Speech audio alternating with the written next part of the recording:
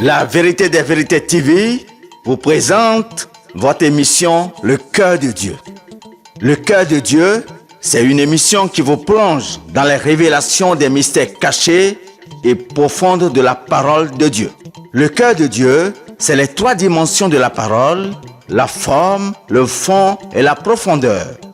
Le Cœur de Dieu, c'est les mystères cachés de l'œuvre de la croix. Le Cœur de Dieu, c'est un cocktail du plan de la rédemption de l'humanité au travers de la parole de Dieu. Le cœur de Dieu, c'est l'ensemble des pensées de l'Éternel concernant le plan de la rédemption de l'humanité à travers l'œuvre de la croix.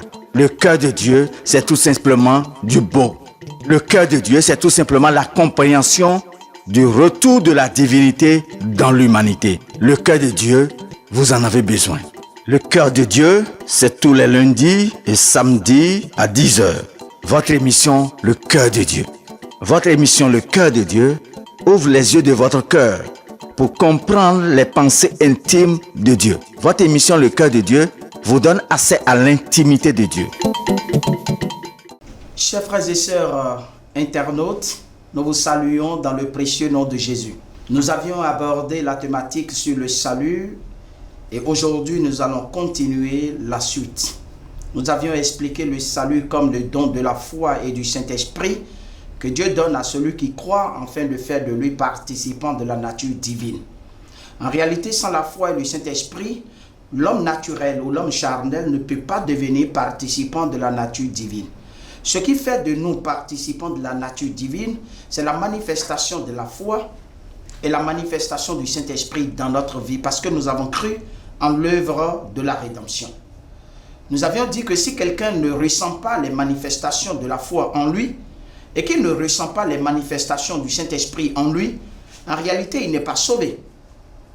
Nous avions dit que la foi produit 4 choses et qu'en premier, la foi produit la justification à travers le pardon de nos péchés afin de nous mettre en confiance et en assurance avec Dieu.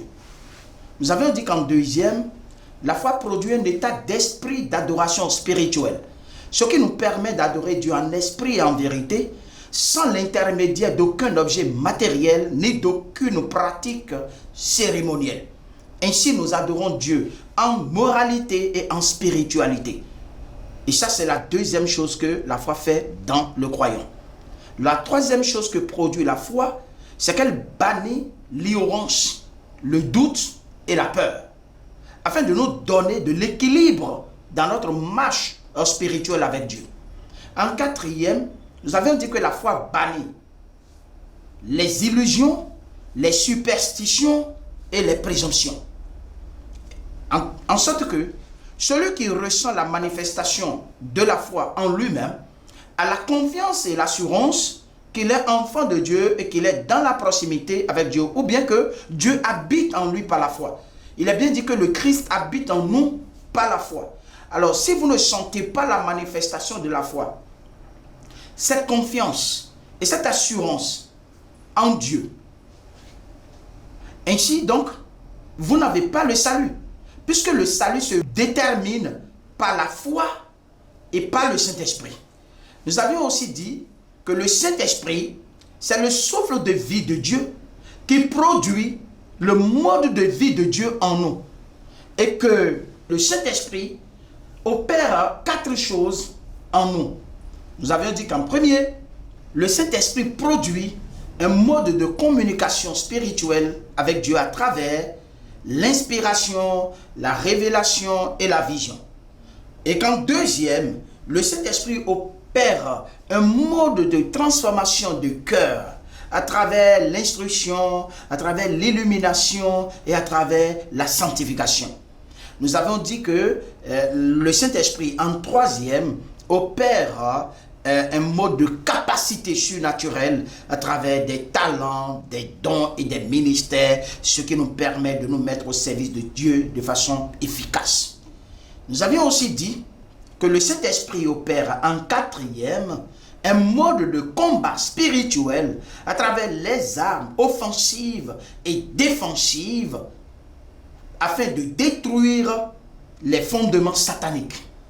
Et lorsque nous parlons des fondements sataniques, nous parlons des portes de séjour des morts, dont Jésus a dit, je bâtirai mon église sur cette pierre et les portes de séjour des morts ne prévaudront point contre elle.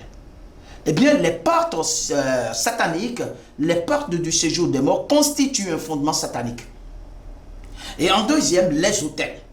Les autels, ce sont ces malédictions, ce sont ces alliances ancestrales dans lesquelles nous sommes nés et qui nous réclament et qui nous demandent et qui nous influencent et qui nous poussent dans certains caractères immoraux et idolâtres dont le Saint-Esprit nous délivre. Nous avions dit qu'en troisième, le Saint-Esprit opère également la délivrance sur les trônes. Les trônes, ce sont ces personnes, ces autorités, ces principautés, ce sont ces puissances qui règnent dans nos familles, qui sont des personnes représentantes de diable, de Satan, et qui sont chargées d'offrir des sacrifices en notre nom et dans notre dos, et qui nous compromettent. Eh bien, le Saint-Esprit brise ces trônes sataniques-là. Et qu'en quatrième, le Saint-Esprit brise également les forteresses. Les forteresses, ce sont ces pensées qu'on nous a inculquées, qui sont des pensées de superstition, mais auxquelles nous croyons et qui sont attachées à nous, mais qui n'ont rien à voir avec notre évolution spirituelle, qui n'ont rien à voir avec notre esprit et qui ne sont rien d'autre que des initiations diaboliques. Eh bien, le Saint-Esprit détruit tout cela. Et voilà pourquoi nous avons le Saint-Esprit. Eh bien, nous avions dit que sans l'Esprit, nous ne pouvons pas marcher par la foi. Et que sans la foi, nous ne pouvons pas marcher par l'Esprit. Nous avions vraiment expliqué le salut en ce thème-là. Aujourd'hui, nous allons parler de la différence entre la croyance et la foi. La différence entre la croyance et la foi. Effectivement, plusieurs confondent la croyance à la foi. Mais en réalité, il y a une différence. La différence, c'est que la croyance opère dans le naturel, tandis que la foi opère dans le surnaturel. La croyance précède la foi. Il faut croire pour avoir la foi.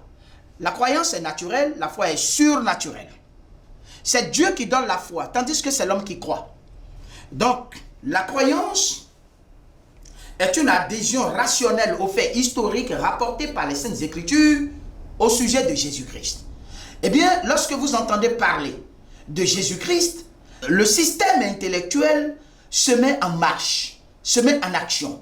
Vous commencez à réfléchir, vous commencez à raisonner, vous commencez à imaginer, vous commencez maintenant à penser à ce que vous avez entendu. Et vous voyez sa raison d'être. Et cette raison d'être vous permet maintenant d'adhérer à ce que vous entendez. C'est normal, c'est rationnel. Ça, c'est la croyance. La foi, on ne réfléchit pas. La foi est une puissance surnaturelle que Dieu dépose en nous, qui opère dans le surnaturel. Quand vous voudrez, par exemple, ressusciter un mort par la foi, vous n'avez pas à réfléchir sur la manière dont les os vont se constituer, comment la tête va rechercher le corps, comment les pieds vont rechercher, comment les bras vont rechercher les pieds, etc. Mais vous croyez simplement, vous êtes convaincu, vous avez la conviction interne qu'une puissance surnaturelle va opérer un miracle. Ça, c'est la foi. Ce qui n'est pas le cas dans le contexte de la croyance. Vous pouvez croire en n'importe quoi et à n'importe qui. Vous pouvez croire en un féticheur, vous pouvez croire à un mensonge, vous pouvez croire à un homme faux, vous pouvez croire à un événement faux qu'on vous rapporte. Donc la croyance opère dans le domaine naturel. C'est le fonctionnement normal et naturel de l'être humain, de l'existence humaine. Nous sommes appelés à croire à ce que on nous dit. Nous sommes aussi appelés à douter ce qu'on nous dit. Mais le tout dépend de la manière dont nous fonctionnons dans notre système intellectuel pour arriver à la conviction que oui, on peut croire à ceci ou bien on peut rejeter ceci. Et bien donc, la croyance porte sur des faits réels. Des faits réels. Des faits qu'on a pu justifier et prouver.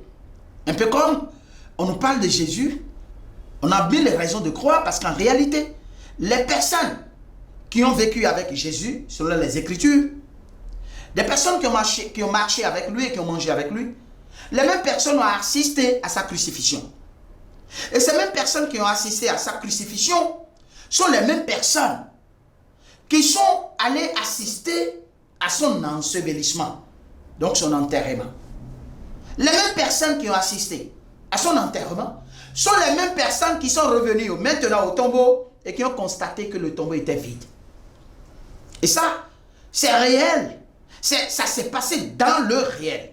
Ça ne s'est pas passé dans le surnaturel. On croit ce qui est réel, ce qui est justifié, ce qui a des preuves. Et quand ces personnes sont allées constater, ils sont revenus informer les disciples pour dire, bon écoutez, nous avons vu que le tombeau, alors que nous sommes allés, c'était des femmes, nous sommes allés parfumer le corps du Seigneur, nous avons vu qu'il n'y a rien, il n'y a personne. Eh bien, les disciples ont couru, ils sont venus au tombeau, ils ont aussi constaté que le tombeau était vide. Ils ont rencontré des personnes angéliques à qui ils ont posé des questions et ces personnes leur ont dit, ce n'est pas la peine de chercher celui qui est vivant parmi les morts, pour dire que Jésus-Christ est ressuscité. Alors donc, ce n'est pas une illusion de croire en l'œuvre de la croix de Jésus-Christ qui est une œuvre universelle et éternelle. Si vous ne croyez pas, vous avez tort. Parce qu'en réalité, vous avez besoin de vous renseigner si réellement il a vécu, si réellement il est mort, si réellement il a été enseveli et si réellement il est ressuscité. En effet, l'apôtre Paul, quand il prêchait son évangile aux Corinthiens, dans le chapitre 15, il a dit, « Je vous ai enseigné avant tout que le Christ, il est mort. Il a été enseveli et que le troisième jour, il est ressuscité. » Voici donc le message que l'apôtre prêchait. Tout son message du salut tournait autour de ce que l'on appelle l'évangile, c'est-à-dire l'œuvre même de la croix. Et quand on l'entend, on a mille raisons de croire. Si simplement on est allé rechercher dans les Écritures les événements historiques concernant Jésus. La Bible est le seul livre au monde qui est traversé des siècles, qui est traversé l'espace et le temps, et qui continue de prouver eh bien, que Dieu existe vraiment et que tout ce qu'elle dit eh bien, est la vérité. Il n'y a que la Bible qui a fait beaucoup de best-sellers, qui a fait le best-seller de tous les ans. Alors donc, il est important de croire en l'évangile. Cependant, lorsque nous parlons de la croyance implique 4 choses. Nous allons donc parler des implications de la croyance. Parce qu'il faut croire d'abord pour que Dieu vous donne la foi qui est surnaturelle et qui fera de vous participants de la nature divine. Quand on dit participants de la nature divine, c'est que vous avez cette confiance et cette assurance surnaturelle en Dieu à travers la compréhension de l'œuvre de la croix. Accompagné par la puissance du Saint-Esprit qui se manifeste en vous. Et ça, c'est surnaturel. Mais pour l'avoir, il faut d'abord croire. Quand vous croyez, eh bien, vous ressentez ça. Mais si vous ne croyez pas, vous ne verrez pas cette gloire-là. Vous ne verrez pas.